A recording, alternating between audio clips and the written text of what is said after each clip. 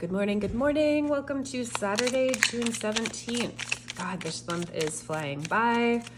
Hope you are having a really wonderful June so far. Let's get into a daily reading for Saturday, June 17th. I'm going to do a daily reading every day through June. Feel free to join me. Thanks for joining me so far. And let's see what the day has in store. Ooh, Three of Cups, Judgment, and the High Priestess in reverse. Fun.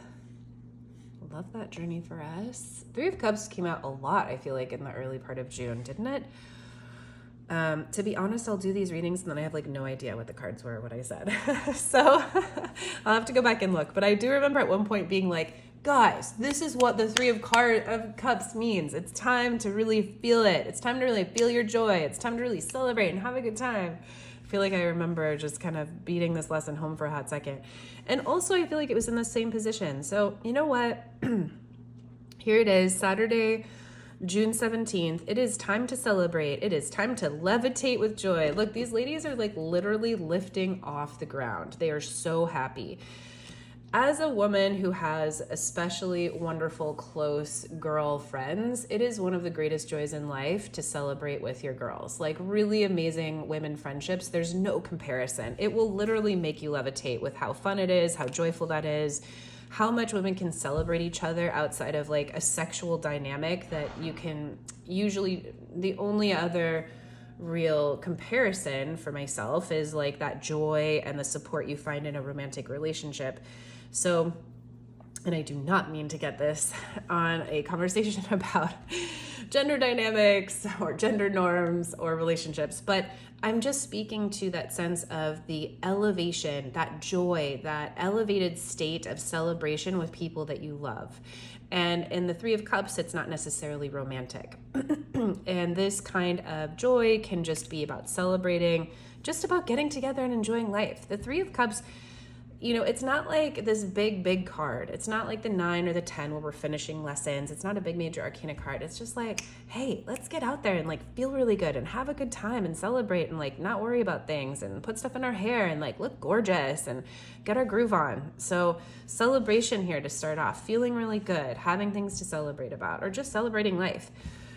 Moving right into Judgment, we've seen the Judgment card a lot too recently, I think. It's about second chances, really feeling revived. If you've been feeling low recently, or if there's been a time that's been really hard to get through, or you just didn't know how something was going to work out, know that like there is revival here. Spirit is calling you back. Do not die yet. It's literally characters rising up from a coffin. In this case, a woman. And Spirit is calling the horn. You might have messages coming at you today that are giving you a reason to get up and live again. This can be resurrection. This is a purpose for life. This is feeling renewed. This is feeling like you have second chances.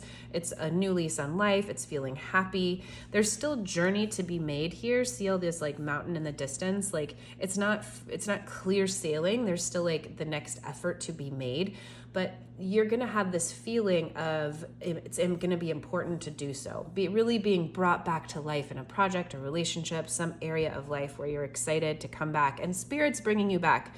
This is a major arcana card, so it's a Spirit really calling you back to life in some way, some area, to say, oh no, there's still more work to be done here. Oh no, there's still more joy to be had here.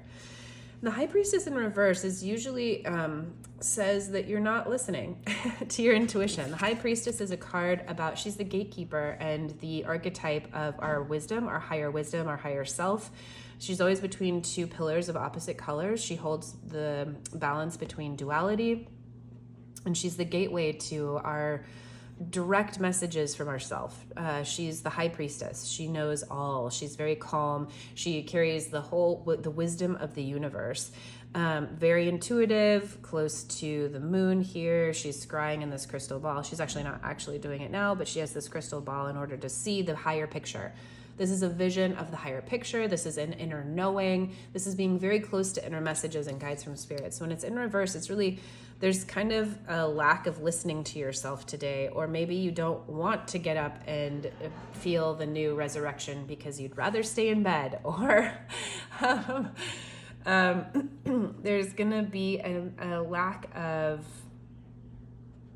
listening today. That's important to note.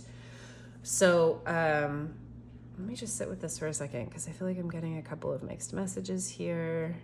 So really, we have like so much celebration, and the Judgment card really bringing us back. There's just this little warning here at the end that says to do this all successfully, really tend to anything that's keeping you from your deepest inner knowing, right? Your deepest inner knowing. Really, really tend to like any pieces in yourself that are keeping you from, like, are you celebrating and are you coming back, having to another second chance at something at the cost of what you know to be true? Right? Are you like partying today with a friend and like getting back together with someone maybe you know you shouldn't, all while kind of knowing like it's not really the thing to do? That's a tough message. That's a specific message. It doesn't have to work out that way, but there's celebration here. There's joy in bringing something back.